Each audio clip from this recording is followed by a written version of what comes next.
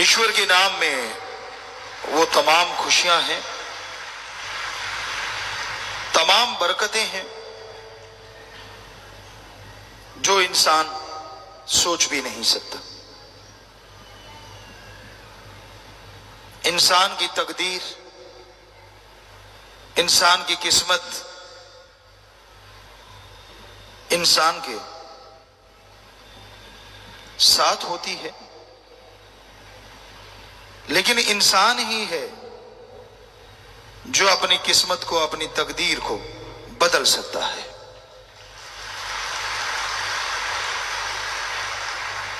लोग ये कहते हैं जो भाग्य में लिखा है वही मिलता है, लेकिन संत कहते हैं मनुष्य एकमात्र ऐसी जोनी है, ऐसी जून है जिसमें अगर वो चाहे तो भाग्य बदल सकता है।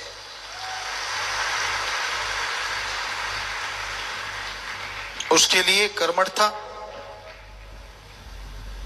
उसके लिए कर्मयोगी और ज्ञान योगी होना बहुत जरूरी है। आप कर्म करें और ईश्वर की भक्ति इबादत करें, उस मालिक के नाम के साथ साथ अच्छे कर्म करो, कड़ा परिश्रम करो, शारीरिक मेहनत या दिमागी मेहनत जो लगातार करते हैं, साथ में प्रभु परमात्मा का नाम जपते रहते हैं, हो ही नहीं सकता उसे अंदर बाहर किसी चीज की कमी आ जाए।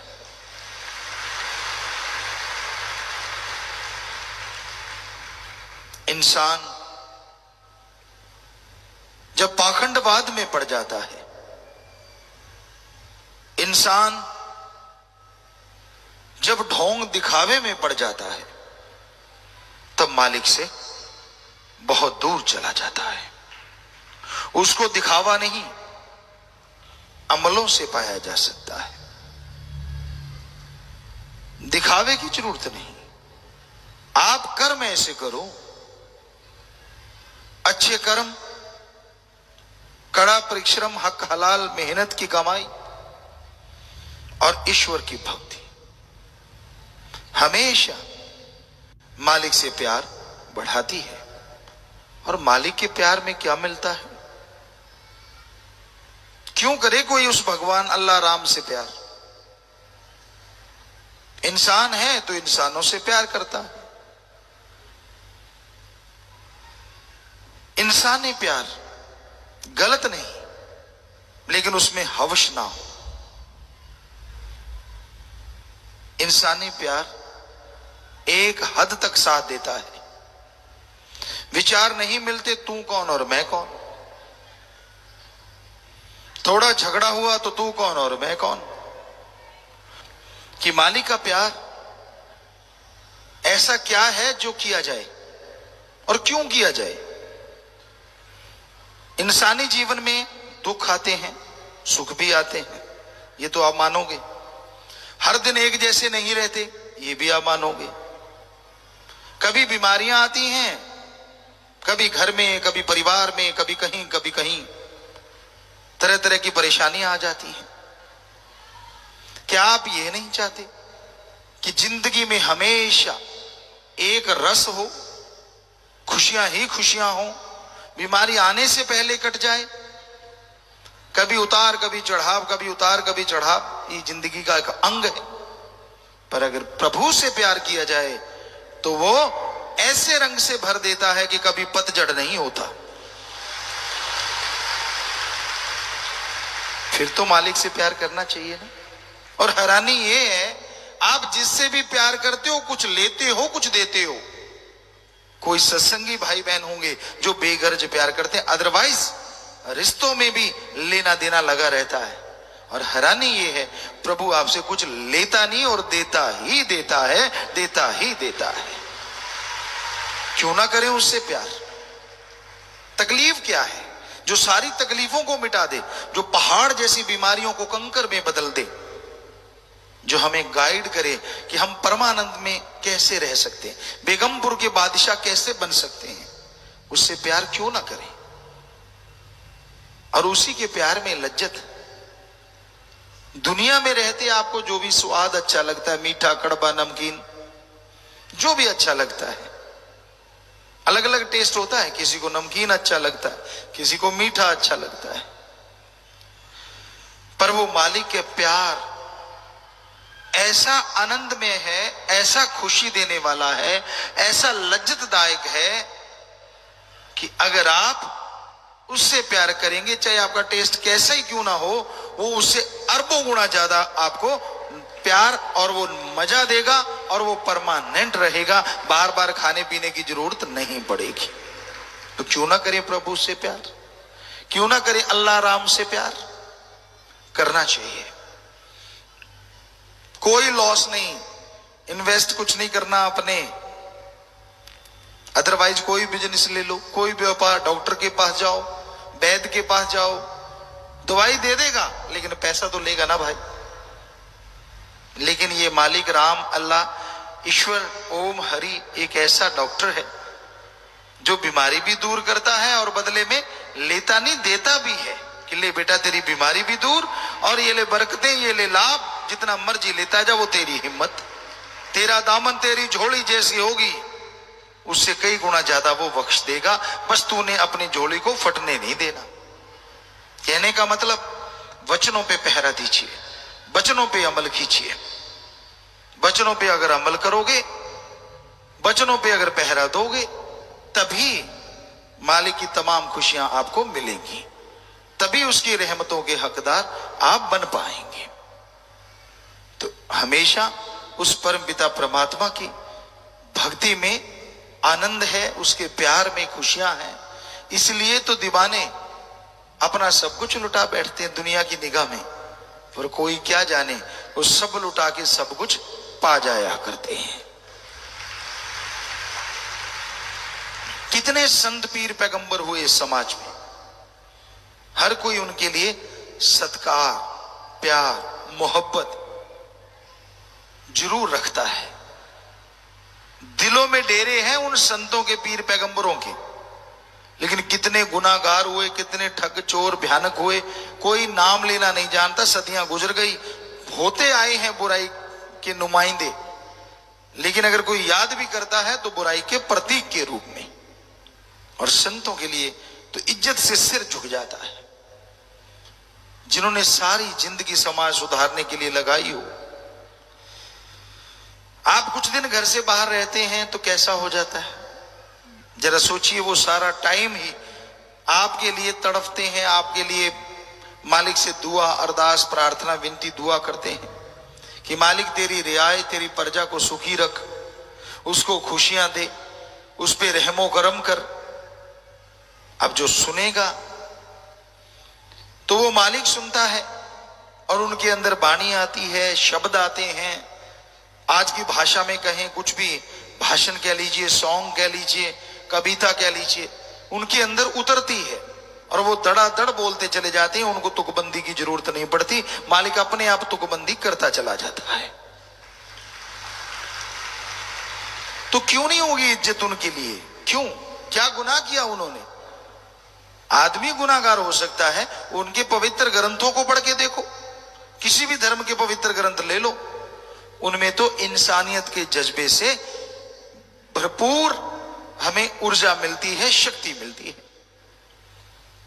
तो इंसान गलत हो सकता है, पहनावा वैसा पहन के गलत कर्म कर सकता है, पर हमारे संत पीर पैगंबर ना गलत थे, ना गलत हैं, और ना उनकी वाणी कभी गलत होगी। वो कभी किसी को गलत गाइड कर ही नहीं सकते।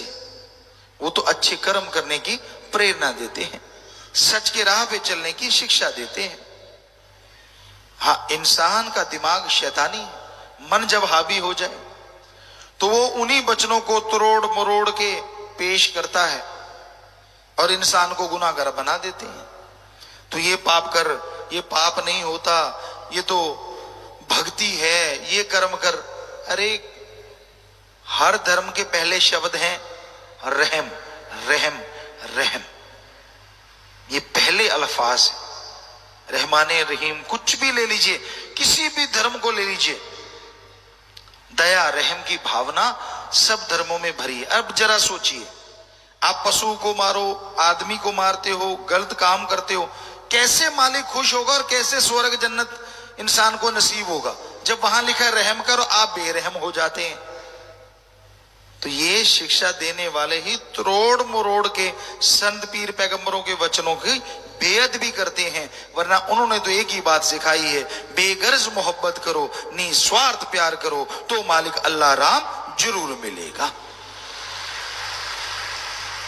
लड़ाई झगड़े नफरत की तो बातें कहीं आती ही नहीं। तो इंसान को संतों के वचनों को सहज भाव से लेना चाहिए। सत्संग जब सुनते हो, उसके बाद संतों के वचन सुनते हो, उनकी समझ बहुत बहुत ज्यादा आती है। अदरवाइज कुछ समझ नहीं आती। आपने कई बार पाठ सुने होंगे अलग धर्मों के, अपने अपने धर्म में सुने होंगे, बल्कि लोग वहां बैठे बैठे उकता जाते हैं, यार कब ये समाप्त होगा और कब प्रसाद मिले और हम चलते बने। सबकी निगाह प्रसाद में ज्यादा होती है, पढ़ने वाला क्या गा रहा है, क्या बोल रहा है, उसकी तरफ किसी का ध्यान ही नहीं होता। तो क्योंकि समझ कुछ नहीं आती, और पढ़ने वाले को भी होता निपटा दूं बस, निपटा दूं बस, निपटा दूं, उसको कोई मतलब नहीं सामने वाले को समझ आए ना आए, उसने तो अपनी ड्यूटी बजानी, अपना काम निकाला और चल भाई। तो ये अजीबोगरीब मंजर इस कलयुग में आश्चर्य की बात नहीं है, ऐसे आम बात है। आश्चर्य की बात है यहां बैठो और आपको राम की बात समझ आने लगे, वो आश्चर्य है, क्योंकि यही सच्चा सत्संग होता है। सीधी सादी भाषा, उन्हीं शब्दों को, उन्हीं के पवित्र वचनों को जब सच्चा संत सुनाता है तो वो उस दौर की भाषा के अनुसार सुनाता है, और लोग सुन के जल्दी अमल कर लेते हैं और खुशियों से माला माल हो जाते हैं। वचन वही होते हैं, पर उस समय के वचन किसी और अंदाज में कहे गए। आज का दौर कुछ और है। आज अगर कोई राग गाने लग जाओ, जो पुराने राग थे, बहुत सारे राग थे, बहुत धर्मों में पाए जाते हैं, उन राग के बारे में लिखा हुआ आज किसी को आता नहीं। पौड़ी गवारे की फला फला, अब आजकल किसी के पल्ले ही नहीं पड़ेगा वो कौन सा राग था। तो इस तरह के राग जो लिखे जा चुके हैं, जो आज के बच्चे जानते नहीं उनका नाम, कैसे गा लेंगे, और गा भी लेंगे तो आंखें खोल के देखेंगे तो चंद लोग बैठे होंगे, सारे खिसक जाएंगे। एक सज्जन ऐसा ही कोई राग सुनाने लगा, उसको लगा मैं सुना के छोड़ूंगा। सच्ची बात है, ये बहुत पहले की बात है, अब तो जमाना बहुत बदल गया, तब भी ऐसा हुआ था। जैसे अभी आपने देखा बुजुर्ग को क्या हाल था उसका, तो राग गाने लगा और सामने बैठे जितने लोग थे सारे खिसक लिए, एक बुजुर्ग रह गई, वो रोने लगी बहुत। वो कहने लगा माई तू बैठी है, बाकी सब चले गए। कहती बेटा मुझे तरस आ रहा था। तरस आ रहा था? मैं तो राग सुना रहा था, तुझे तरस क्यों आ रहा था? कहती बेटा आंखों को पहुंची, नाक नूक पहुंचा, बात बताऊं? कहते बता। कहते जैसे तू अरड़ा रहा था, रात मेरी भैंस का कटड़ा अरड़ाता रहा, सुबह मर गया, मुझे डर है कहीं शाम तक तेरा काम ना हो जाए, मेरे को तेरे पे तरस आ रहा था। तो ऐसे रागों का ये हाल है आज के दौर में। आज तो जो आप जानते हो गीत संगीत या ये नहीं है कि आज भी नहीं, आज भी बहुत अच्छे अच्छे कव्वाली गाते हैं, आप सॉन्ग गाते हैं, तो लोग मस्ती से झूम उठते हैं, क्योंकि वो आज के दौर की है। पर उस समय की गाओगे तो पल्ले कुछ नहीं पड़ेगा। तो संत जितने भी आते हैं, जैसा दौर होता है उसके साथ चलेंगे तो समाज को समझाएंगे, क्योंकि उनका काम समाज को समझाना है, अपनी मान बढ़ाई नहीं कि मुझे फलां राग आता है फलां आता है। मकसद है समाज को सुधारना। वो कैसे सुधरेगा ये भी संत की सोच होती है। तो कहते जैसी हवा चले वैसी ओट कर लो, तो जैसा दौर है वैसी भाषा तो प्रयोग में लानी पड़ेगी ना। तो ये बात ही अलग होती है, उनका अपना तरीका होता है, हर किसी का। हमारा तरीका परमपिता शास्त्र नाम श्याम मस्तान जी जैसा ख्याल देते हैं, जैसी में आवे खसम की वाणी तैसड़ा करी ज्ञान भी लालू, कि जैसा मालिक ख्याल देते हैं वैसा आपके सामने ज्ञान कर देते हैं। और ये परमपिता शास्त्र नाम दाता रहबर का रहमो करम, कभी भी हम कोई भाषण तैयार करके नहीं लाते, चाहे वो भंडारा हो, चाहे सत्संग हो, चाहे मजलिस हो, एट द स्पॉट जैसा वो ख्याल देते रहते हैं वैसे आपको बताते रहते हैं। शायद इसीलिए हाथों हाथ आप अमल करते हैं तो हाथों हाथ ही उसका असर होना शुरू हो जाता है। बात तो अमलों की है भाई। यहां अमल दिखाया, बाहर जाके कुछ का कुछ खिलाया, तो फिर वो खस्म तो जानता है ना, वो तो अंदर रहता है ना। चालाकी तो उससे चल सकती है, चलो आदमी आदमी से कर सकता है, मैं होशियार हूं उसको पता नहीं चलने देता, पर जो रहता ही अंदर है उससे बताओ कौन सा पर्दा करोगे, वो तो अंदर बैठा है, हर धड़कन में, हर श्वास में है। तो इसलिए हर धड़कन में, हर श्वास में उसे याद करते रहिए, तो वो आपको बेइंतहा खुशियों से माला माल करता ही रहेगा, करता ही रहेगा। उसका ऐसा खजाना है, अरबों लोग उसको लूटते रहें तो भी समुद्र में से एक बूंद निकालें उतना भी खर्च नहीं होता, वो माला माल ही रहता है उसका खजाना। सोचिए कितना बड़ा है।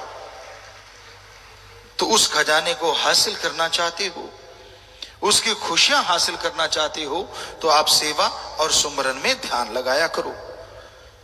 जितनी सेवा कर सको, जितना सुमरण कर सको, वही आपको बरकतें देगा, वही आपको खुशियां देगा। से आप जानते हैं परमपिता परमात्मा, वो सुप्रीम पावर, वो अल्लाह, वो वाहिगुरु, वो गॉड, जो कण कण में, जर्रे जर्रे में मौजूद है, उसे देखने के लिए ना पैसे की जरूरत है,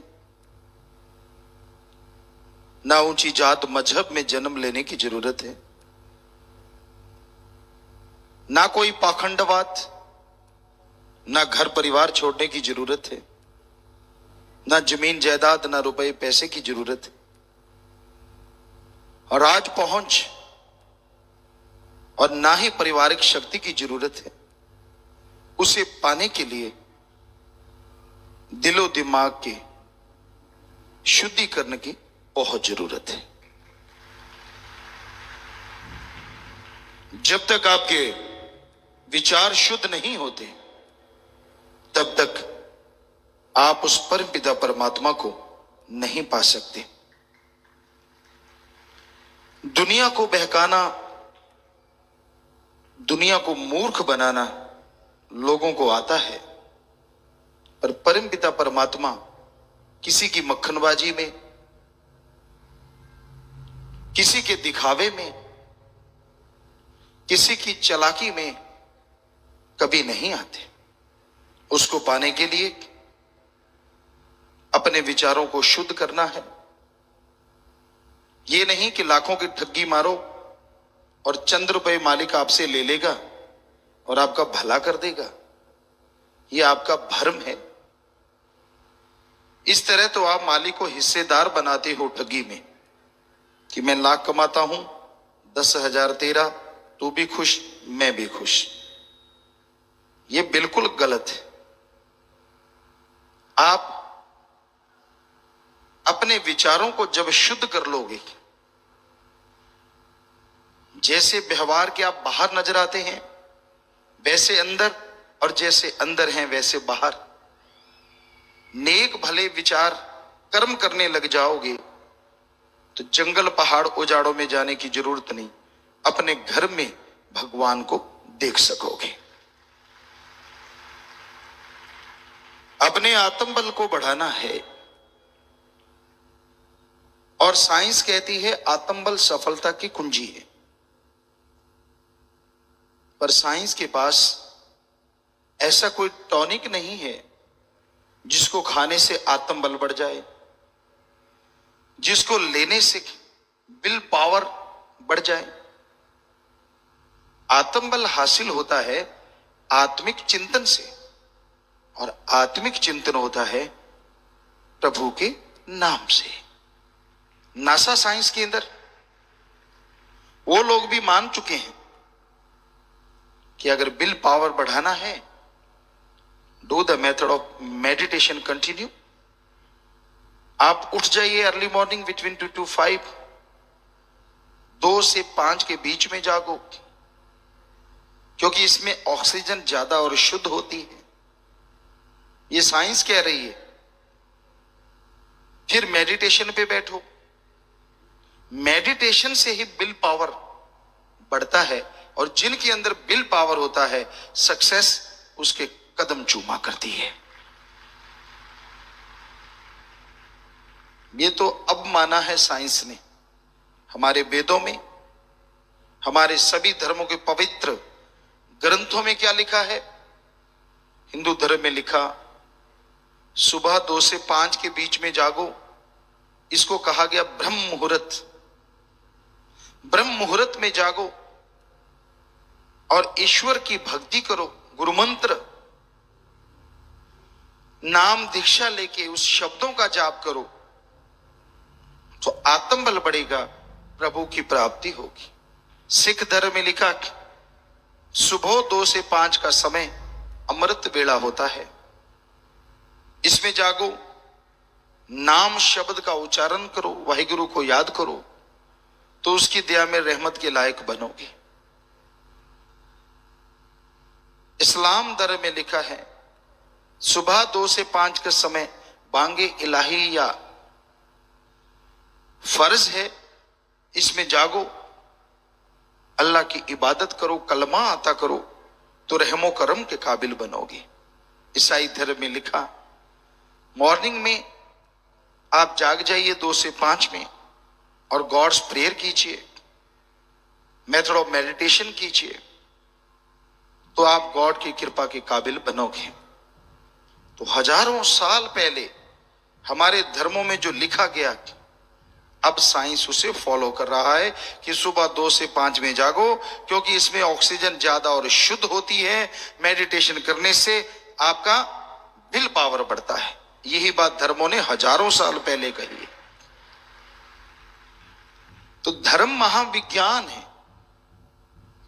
पर धर्मों को धर्म की तरह कोई पढ़े, खुले विचारों से, शुद्ध विचारों से, ओपन माइंड, नैरो माइंडेड नहीं होना चाहिए। कोई धर्मों को पढ़े तो बेइंतहा खुशियां मिलती हैं, खुशियों का खजाना मिलता है। तो आप अपने घर परिवार में खुशियां ला सकते हैं, अपने शरीर में तंदुरुस्ती ला सकते हैं। आप उस परमपिता परमात्मा की दया में रहमत कृपा के पात्र बन सकते हैं, अगर आप अपने अंदर भावना बना लेते हैं, तड़प बना लेते हैं, वैराग्य बना लेते हैं उस भगवान के लिए, अल्लाह गॉड वाहिगुरु के लिए। और तड़प बनाने के लिए ना पैसा, ना धर्म बदलना, ना परिवार छोड़ना, ना काम धंधा छोड़ना, सुमरन। आपको गुस्सा बहुत आता है, आपका दिमाग में हमेशा कोई ना कोई नेगेटिव चलता रहता है, आप अपसेट हैं, आप शाम को याद करते हैं, सुबह भूल जाते हैं, आप अस्थमा के मरीज हैं, आप हमेशा उचाट रहते हैं, काम धंधे में मन नहीं लगता, चिड़चिड़ापन, कोई छेड़े तो यूं लगता है अनजाने में बिजली की तार पे हाथ लगा दिया, करंट मारते हो। अगर ये सब बातें आप में है तो आप प्राणायाम के साथ सुबह शाम घंटा घंटा सुमन करो। आप 20 दिन ही करके देख लो, हम आपको गारंटी देते हैं ये चीजें या तो हट जाएंगी या इनमें बहुत बड़ा भारी बदलाव आ जाएगा। हिंग लगे ना पिटकरी रंग चोखा आवे, आपसे कोई पैसा नहीं लेना, आपके धर्म जात मजहब में दखल नहीं देना, कोई कपड़े नहीं बदलवाने, आप करो तो सही। जितने भी आप लोग डिग्री डिप्लोमा लिए बैठे हैं अलग अलग क्षेत्रों में, उसके लिए आपने जिंदगी के 20-25 साल लगाए हैं, तो फिर भगवान के लिए क्या 25 दिन नहीं लगा सकते? इससे कम टाइम और कितना को, घंटा सुबह घंटा शाम, सारे विचार शुद्ध हो जाएंगे। आपका जो उचाट है मन वो शांत हो जाएगा, बात बात पे जो गुस्सा आता है, तुनक मिजाज जिसे कहते हैं, अगर आप वो हट जाएगा। आपको अस्थमा है, वो बीमारी इनहेलर तक लोगों के छूट गए ऐसा करने से। याददाश्त शक्ति बढ़ जाती है, दिलो दिमाग में असीम शांति आना शुरू हो जाती है। पर मेथड ऑफ मेडिटेशन, गुरु मंत्र का जाप तो आपको करना पड़ेगा। तो भाई अभ्यास करो, दिखावा ना करो, सुमरन करो, पाखंड ना करो। सुमरन से मतलब चलते बैठ के लेट के काम धंधा करते, जीवा से ईश्वर का नाम और हाथों पैरों से कर्म जोगी, जीवा ख्यालों से ज्ञान जोगी। काम धंधा करते रहो, कोई रोकता नहीं है। मान लीजिए आप ड्राइविंग कर रहे हैं, गाड़ी चला रहे हैं, ड्राइव कर रहे हैं, गाड़ी ड्राइव कीजिए, जीवा से तो क्लच ब्रेक नहीं दबाना, ये तो फ्री है, ईश्वर के नाम में लगा दीजिए। बस में बैठे, ट्रेन में बैठे, जहाज में बैठे, आप सफर कर रहे हैं, इधर उधर देख के बजाय अपना बेड़ा गर्क करने के, यार इनकी फसल बहुत अच्छी है, वो बहुत सुंदर है, मैं बहुत कुरूप हूं, वो ये है, वो फला है, ऐसे ही खिंचते रहते हो बेवजह। इससे क्या मिल जाएगा आपको? बजाय इसके आप सुमरन करें। कई लोग तो बस में चढ़ते देखने लगते हैं, कोई गपशप मारने वाला, टाइम पास अच्छा हो जाएगा। अरे गप मारना जरूरी है क्या? बैठते ये क्यों नहीं सोचते यार अच्छा कोई नाम मिले तो राम का नाम जपेंगे, भगवान से खुशियां लेंगे, ये क्यों नहीं सोचते? टाइम भी बढ़िया पास होगा और हो सकता है पहाड़ जैसा कर्म, कोई एक्सीडेंट होने वाला, भगवान का नाम जपने से वो भी आपका कट सकता है। पहाड़ जैसे कर्म को कंकर में बदल देता है ईश्वर का नाम। कितना बढ़िया है, साथ में सफर अच्छा, साथ में खुशियां खुशियां। तो आप करना नहीं चाहते ईश्वर के नाम का जाप, वरना ये तो भ्रम है कि मेरे पास टाइम नहीं, मुझे टाइम नहीं मिला, फलाना है, धिंकड़ है। कहीं बिल्कुल खाली होते तो भी सुमरण नहीं करते, चक चक चक चक सारा दिन चलती रहती जी लोलो माई जुबान, बिल्कुल परवाह नहीं करते। इसकी चुगली कर, उसको छोड़ा, अगले को पकड़ लिया, उसको छोड़ा, उससे अगले वाले को दे तेरे की ले तेरे की, सारा दिन जैसे धोबी प्रेस चलाता है ऐसे चलाते रहते, चुगली निंदा कर करके। क्यों नहीं टाइम आपके पास सुमरण के, भक्ति के लिए? क्यों नहीं करते सुमरन, क्यों नहीं करते भक्ति? भाई परेशान होते रहेंगे, कर्मों का बोझ उठाते रहेंगे। साईं मस्ताना जी महाराज का वो वाक्य याद आ जाता है। उनके समय एक सज्जन आए, वो कूड़ा करकट उठा रहे थे, रूढ़ी वगैरह, कूड़ा करकट, गोबर, खाद डाल रहे थे खेतों में। साईं जी कहने लगे भाई देखो राम का नाम जपना कितना आसान, कितना मुश्किल, अभी आपको बताते हैं कि तुम उस आदमी को बुलाओ। बुलाया, सारे दिन का क्या लेता है भाई? कहता जी 1 रुपया लेता हूं। अरे सारा दिन गोबर गंदगी उठाता है, 1 रुपया, हम तुझे 2 रुपए देंगे। कहता अच्छा जी क्या करना होगा? कहते कुछ नहीं, नहा ले, ये ले अच्छे कपड़े पहन ले। कहता बढ़िया, नहाया, कपड़े धोती कुर्ता पहन लिया, अब क्या करना है जी? वो रही कुर्सी, कहा ये ले राम का नाम, इसका जाप कर, सारा दिन जाप करना है। कहता ठीक है जी, ये तो मजे आ गए। कहां गोबर उठाना, गंदगी उठाना, और कहां आराम से बैठ के भक्ति करना, और मिलेंगे 2 रुपए डबल। बैठ गया, बेटा जब तो सही। अब 1 घंटा हुआ राम का नाम जपते, दम घुटने लगा, खाज खुजली शुरू हो गई, इधर उधर देखने लगा कहां से भागूं। आदमी पैरे पे खड़े थे, भाग सकता नहीं। बड़ी मुश्किल से 1.5 पौने 2 घंटे हुए, भागा भागा आया। कहता साईं जी ये लो आपके 2 रुपए, ये लो आपके अच्छे कपड़े, मुझे तो गोबर उठाना सारा दिन मंजूर है, भक्ति नहीं मैं कर सकता। आज आजमा लो, आप में से जो कहे कि हाँ जी सारा दिन सुमरण कर लूंगा, जो दिहाड़ी मजदूरी करते आज डबल दे देते, करके देखो। सवाल ही पैदा नहीं होता, मन उसी टाइम ही कहेगा भाग ले भाई, कहां पंगा लेता है, क्यों लेता है। घंटा तो मुश्किल से करते हैं, मिन्नतें करते हैं कि बेटा घंटा घंटा सुबह, घंटा शाम सिमरण कर लिया करो। करेंगे जी, और दूसरों को यूं दिखाते मैं घंटा करने वाला हूं। हमें भी कहते हैं देखो मैं घंटा करता हूं जी, मैं तो वचन मानता हूं। वचन मानने तो कर 24 घंटे लगातार, अगर खाली है तो कर ले। फिर तू तो खाली है, कोई काम नहीं, कोई धंधा नहीं। ना जी, ऐसा संभव नहीं है, ये कलयुग है। तो आप घंटा सुबह शाम सुमन करें, आधा घंटा सुबह शाम कर लें, एक नियम बना लें और उस पर पक्के उतरो, कहना ना पड़े, खुशी से और रुचि से करो।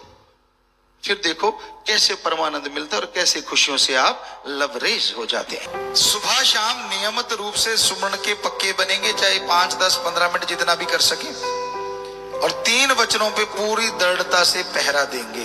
ये तो बहुत ही अच्छी बात है। जो ये अमल करना चाहेंगे वो हाथ खड़ा कर लें। वायदा करना चाहेंगे तो मालिक से प्रार्थना में दुआ, सैकड़ों गुना खुशियां आपके घरों में आए।